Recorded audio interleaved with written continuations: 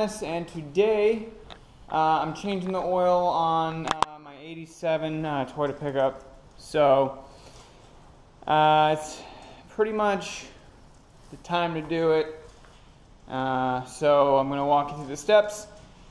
I usually don't put the truck up on ramps to change the oil just because it's a four-wheel drive truck, so it's high enough off the ground.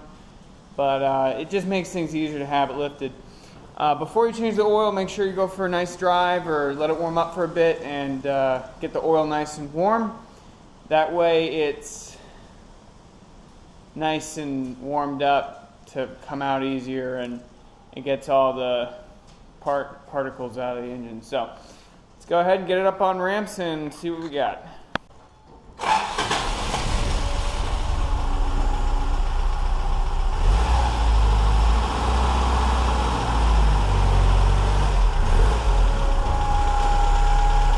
Alright, so oil changes are pretty easy.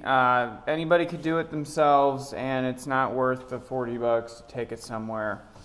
So what you're going to need is an oil pan, something to catch the oil in.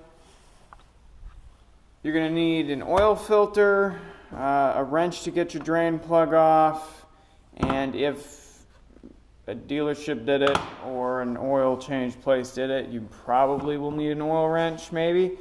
And then oil. My truck takes 1030, but just check your user manual or the auto parts stores should be able to tell you how much and what kind of oil you need. I'm putting regular in mine because it's a 22R 30-year-old engine. That's it doesn't need synthetic. Anything over 75,000, I say switch to synthetic. But to make things easier, take the oil cap off. That way when you pull the plug it allows it to drain quicker. So alright, now that you're underneath the truck or car or whatever you're working on, make sure you got your oil pan underneath the drain plug and go ahead and loosen it.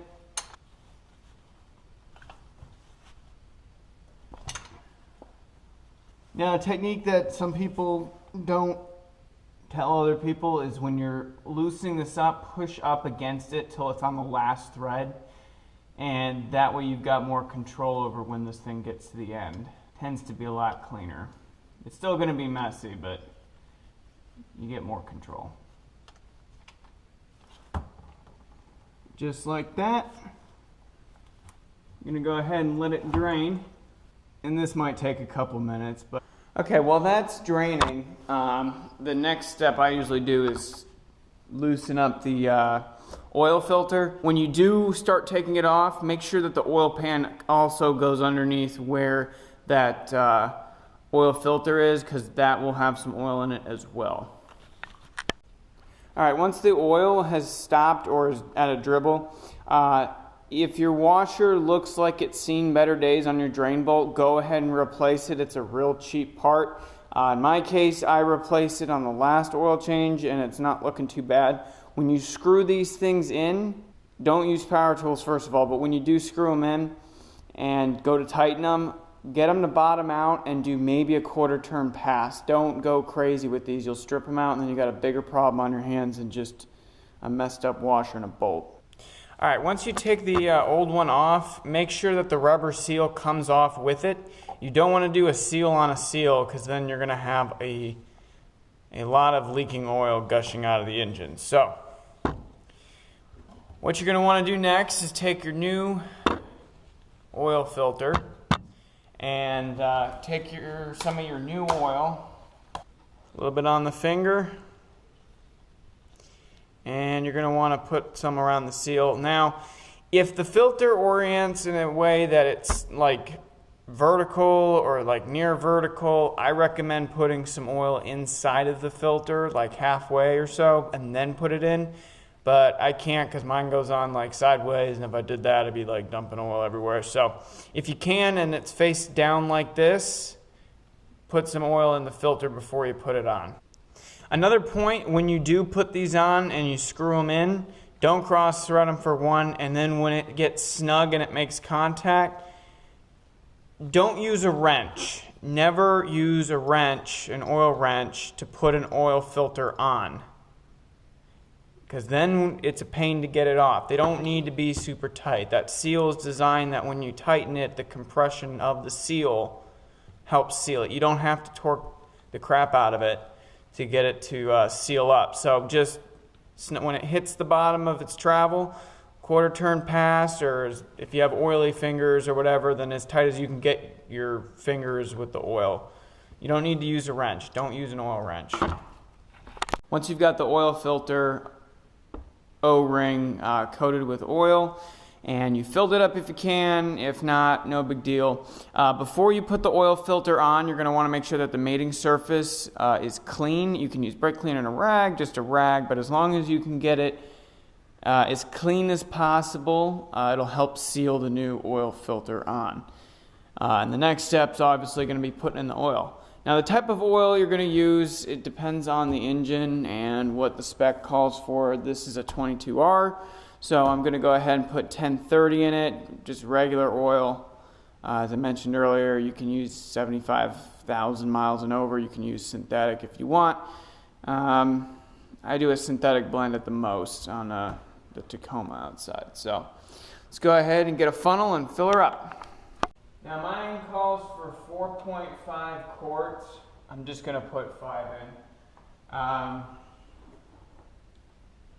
Honestly, that extra half a quart's not going to hurt it. And I always check it when I'm done to make sure.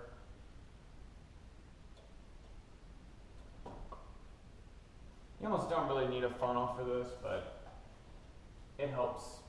I've seen a lot of videos on YouTube of people flushing their engines. I guess you can, but if you stay on top of it and do your oil changes, however, whatever is specified by the manufacturer, kind of stick with that.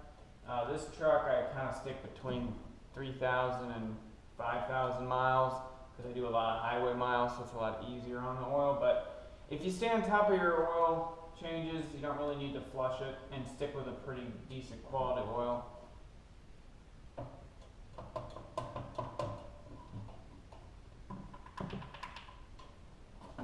Alright, now that you put oil back in the engine, put the cap on, and if you've got it on ramps, start the car, back it down, and then let it sit for 60 seconds and check the oil.